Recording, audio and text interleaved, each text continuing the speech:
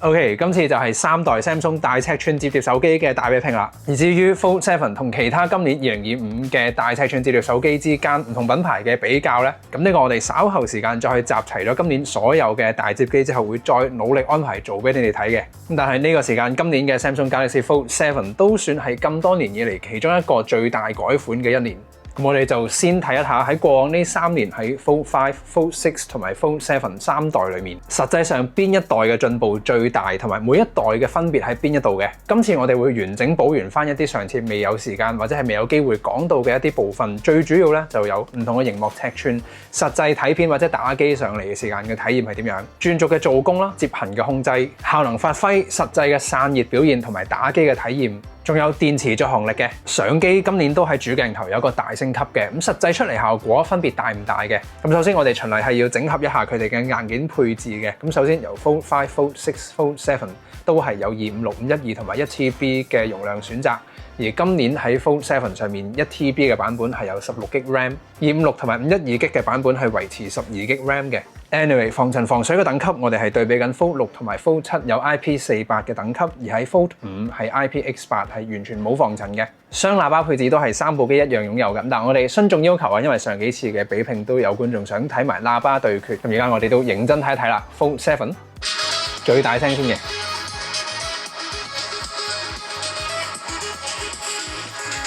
Fold 6嘅。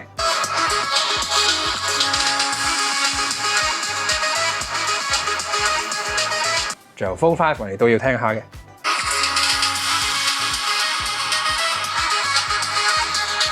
咁喺喇叭嘅音質音量 Fold 6上面，反而喺我自己嘅聽感咧係3部入面嘅低音深潛力最好，同埋聲量係最大嘅。而 Fold 7反而維持翻一個同 Fold 5比較近嘅效果。Anyway， 擺喺機身側邊，電源掣同指紋掃描器2合1嘅按鍵3代都係一樣嘅。但係今次我哋可以仔細睇到喺 Fold 7上面去用翻喺個薄嘅機身上面，佢嘅硬件指紋掃描器都係有一啲嘅改動，變到再薄咗嘅。而實際解鎖出嚟嘅速度，3部機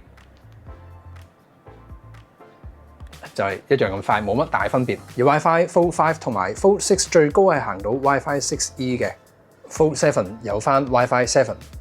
翻到嚟，好啦，都係佢哋嘅重點。咁數字上同埋上手體感嘅變化上面 ，Fold 7就直接對比 Fold 5同埋 Fold 6，係喺接埋一齊嘅時間都已經係長咗同埋闊咗大概5mm 左右。實際上佢係喺外熒幕嘅尺寸同埋比例上面，喺 Fold 5嘅6.2寸23.1:9，一個比較窄長嘅熒幕。Fold 6嘅時間去到6.3寸，一個稍微比較闊翻嘅熒幕。咁今次去到21:9 6.5寸 Full HD Plus 嘅外熒幕。而喺外熒幕嘅邊框粗幼度上面 ，Fold 7維持同 Fold 6大概係一致嘅。而我哋呢個角度可以比較得到佢哋轉軸嘅厚度。Fold 5仲可以見到頂邊框同下巴邊框係會比起左同右嘅黑色邊框稍微闊一啲。而喺 Fold 6同埋今次 Fold 7係做到4邊黑色邊框位置等寬嘅。而喺轉軸嘅部分，咁 Fold 6其實已經係比起 Fold 5係明顯收窄咗啦。今次喺 Fold 7喺我嘅目測，佢稍微再好輕微再貼邊一啲，突出嘅幅度再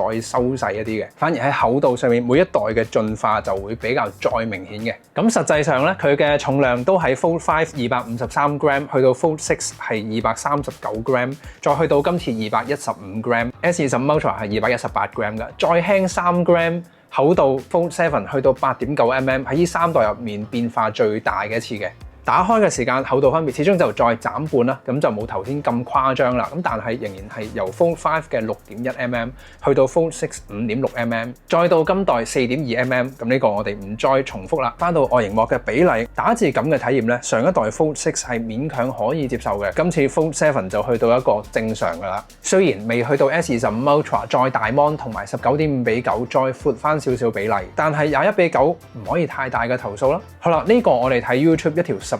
嘅影片啦，實際上面真係 one on one 比較尺寸嘅分別。咁每一代16:9睇片嘅顯示範圍會變大，咁呢個一定噶啦。咁實際上面嘅效果，而家你哋應該可以睇到啦。OK， 18:9睇翻我哋自己嘅片啦。咁越接近21:9比例，佢嘅黑邊即係用唔盡呢塊熒幕嘅位置就會越細啦。咁都係仍然喺 Fold 7上面18:9嘅實際範圍係最大啦。咁呢個都一定嘅。好啦，最後21:9睇 Netflix 睇戲嘅時間，去到今次 Fold 7啱啱係21:9嘅熒幕就 exact fit 再配埋佢係全高清 Full HD Plus 嘅解像度，真係啱啱匹配翻 Full HD L1 認證嘅播放。OK， 我哋打開翻內螢幕啦。咁由 Fold 5係7.6寸 ，Fold 6都係維持7.6寸，今次係去到8寸。咁呢個比對我哋實際上 Fold 6佢嘅比例係會比起 Fold 5再闊翻4方翻一啲，而 Fold 7就會再比起 Fold 6同埋 Fold 5再大啦，去到8寸同埋再4方嘅。咁睇4:3嘅片個效果就會再明顯，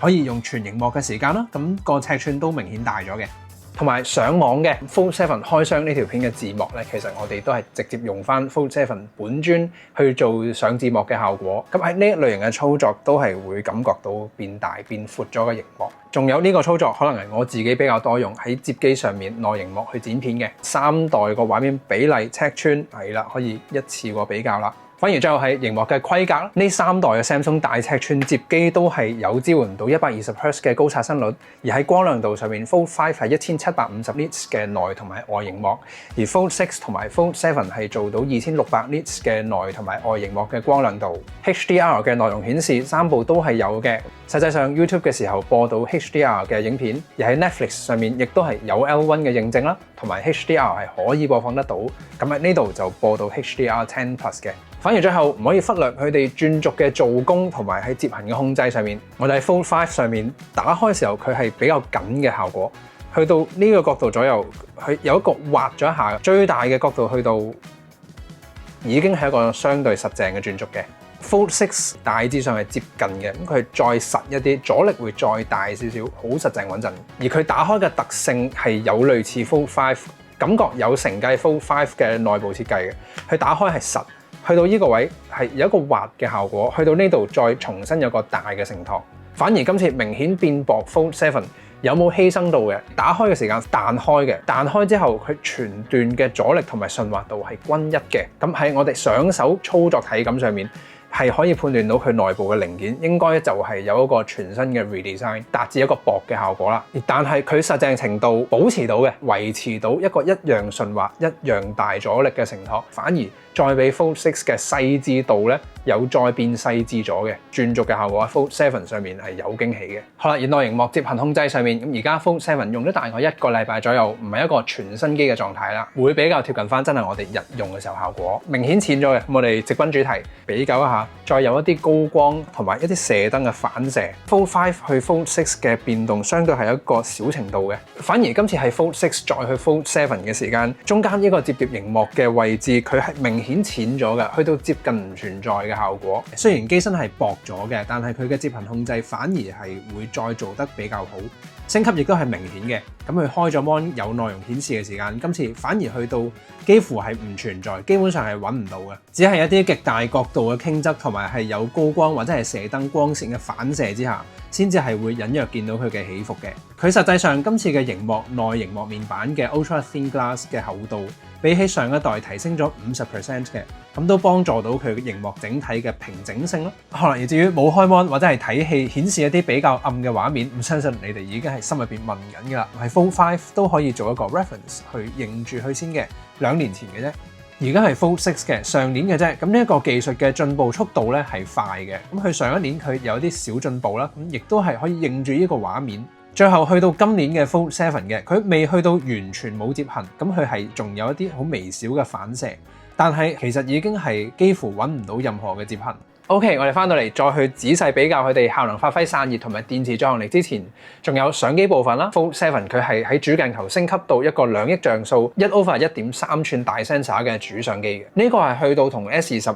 Ultra 同級嘅尺寸同埋解像度。而喺 Fold 5同埋 Fold 6嘅主鏡頭都係5000萬像素嘅。咁我哋首先驗證一下2億像素實際出嚟效果有冇分別先嘅。反而係有留意到今次 Fold 7一個新嘅 sensor， 而佢配合新 sensor 有一個新 design 嘅鏡頭，解決咗過往2代喺影呢一類比較大對比同埋複雜線條嘅位出現紫邊嘅情況。咁今代就冇再出現嘅。而近代嘅 Samsung 手機其實喺全像素輸出之下已經係兼容到 HDR， 所以實用性都係有嘅。實際上2億像素對比起5000萬像素，如果係對比 Fold 5嘅話，分別會再明顯嘅。而 Fold 6本身嘅算法都係有將5000萬像素佢相片嘅鋭利度提升啦。對對比之下分別就冇咁大，所以我自己都會認為1200萬像素係一個比較好嘅平衡。反而喺低光嘅拍攝2倍變焦嘅時間 ，Fold 6嘅雜訊控制會明顯比起 Fold 5係提升咗嘅，而 Fold 7嘅銳利度同埋雜訊控制啦，整體光亮度又會再比起 Fold 6有提升。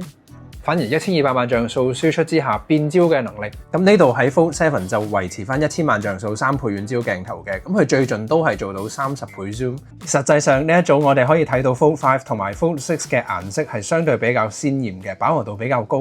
Fold 7嘅色調係會比較偏向象真同柔和自然嘅。呢一個位我哋都挑戰一下佢嘅極限嘅，咁我哋直接喺一個暗嘅位影翻出一個高光嘅位。咁首先係 Fold 5明顯係暗處嘅位會比較暗嘅，而高光位佢亦都未拉到晒所有細節翻嚟嘅。Fold 6同埋 Fold 7嘅動態範圍會比較接近啦，而佢哋都係喺暗處會比較光。好啦，呢個呢，我係用翻摺機嘅外螢幕，可以同一時間睇到自己嘅 pose 同埋擺位，同時間佢係一個苛刻啦大背光嘅場景，都係一個低嘅角度影翻上去高光嘅位置。喺暗處人像嘅光亮度啦，三部機其實係大致接近嘅，反而喺高光位都係喺 Fold 6同埋 Fold 7係有比較藍嘅效果啦，去拉到啲高光翻嚟。今次我哋就試下低光嘅表現，而係臨入夜啦，有少少藍嘅效果，同埋佢係有啲比較複雜嘅城市燈光，會對於白平衡嘅控制係比較 challenging 嘅。Fold 5上面佢嘅白平衡係偏冷偏紅嘅 ，Fold 6係有比較鮮豔嘅顏色，佢稍微偏綠一啲。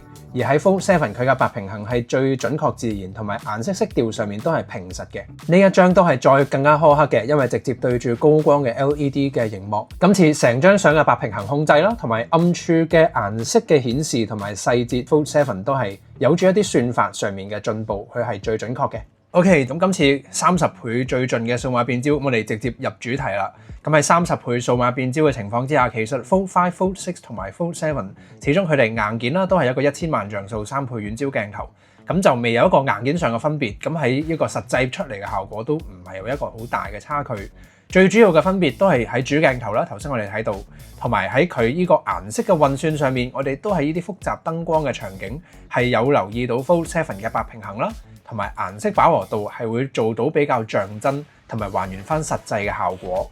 反而去到再低光喺算法嘅幫助係實際出嚟有分別嘅。咁呢一組係3倍遠焦鏡頭嘅效果 ，Fold 7咁都明顯可以睇到佢嘅成像效果會比較銳利啦，細節保留度上面佢會實淨一啲。如果我哋嚴格再睇 Fold 6嘅雜訊控制比起 Fold 5有進步，而 Fold 7嘅銳利度會對比 Fold 6再進步嘅。而再喺人像模式上面係1倍主鏡頭 ，Fold 5喺呢個距離佢未開到人像模式嘅。而 Fold 6同埋 Fold 7嘅人像主體嘅邊緣運算同埋偵測啦，背景散景嘅運算喺呢張其實係比較接近嘅水準。而至於主鏡頭2倍數碼變焦嘅人像模式 ，Fold 7兩億像素最高解像度同埋係 Samsung 新嘅算法幫助之下，喺呢個人像嘅頭髮絲邊緣一條條嘅好精確。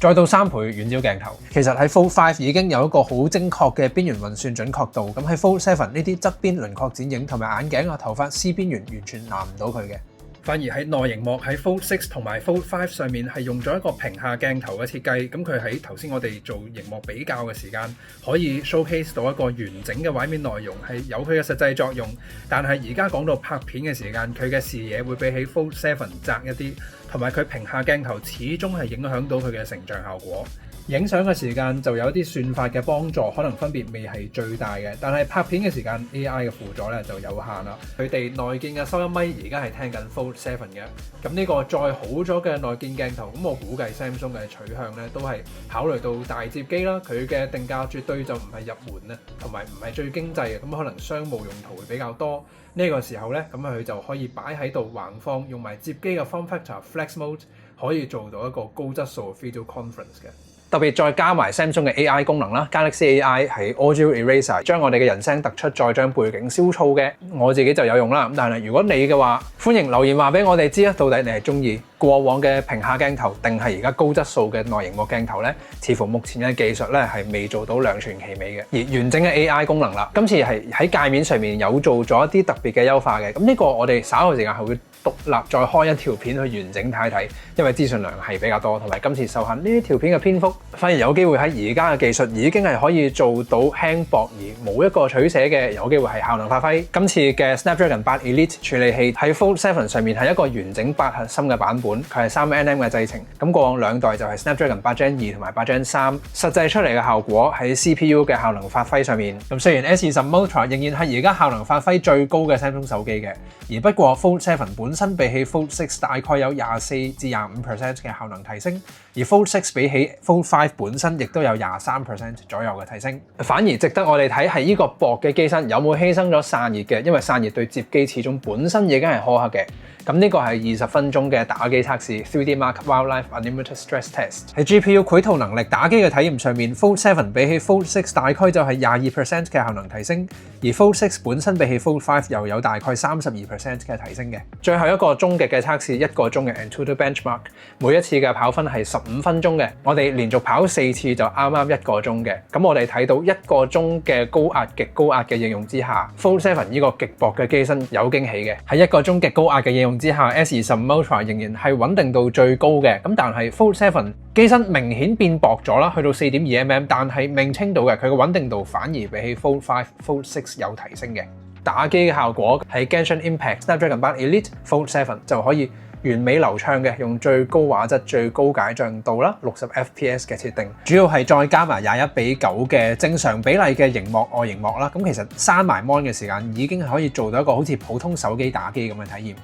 Fold 6上面咁我哋嘅遊戲設定都係可以做到最高畫質、穩定流暢60fps。咁 Snapdragon 8 Gen 3目前一刻佢仍然係一個高水準嘅效能。反而 Fold 5上面比較窄嘅螢幕，外螢幕打機嘅可用度係相對冇另外兩部高啦。但係我哋都實際睇下佢嘅畫面設定，我哋都試下校到佢最高先嘅，將所有係 highest。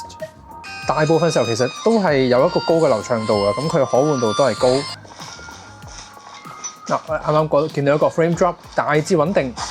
但係整體個極致嘅穩定性上面 ，Fold 6同埋 Fold 7就有一個再有提升嘅。最後電池續航力上面喺規格上面 ，Fold 5、Fold 6同埋今次 Fold 7維持一樣嘅4400mAh 嘅電池。實際上3nm製程嘅 Snapdragon 8 Elite 佢本身發熱量同埋功耗係比較低嘅，咁都可以 expect 到一個有冇機會真係再長嘅續航力呢？咁喺我哋嘅實際測試，用一半嘅螢幕光亮度，呢個真係用多咗少少時間，因為摺機外螢幕同埋內螢幕，我哋都係用翻50% 一半嘅螢幕光亮度，做咗2組嘅對比測試嘅，分別都係1個鐘嘅睇 YouTube 片，睇咗1個鐘嘅 Facebook 或者係 IG， 同埋最後玩1個鐘嘅 League of Legends Wild Rift。3個鐘嘅多媒體應用喺外螢幕同埋內螢幕嘅電池續航力啦，實際效果 S20 Ultra 就仍然會係 Samsung 目前最好電池續航力嘅手機嘅。而近3代嘅 Fold 大摺機嚟講 ，Fold 7今次外螢幕就做到11個鐘6分鐘嘅電池續航力啦。按照我哋嘅測試比例計算，如果用 iPhone Pro Max 做一個大機嘅參照，咁佢表現都唔錯嘅。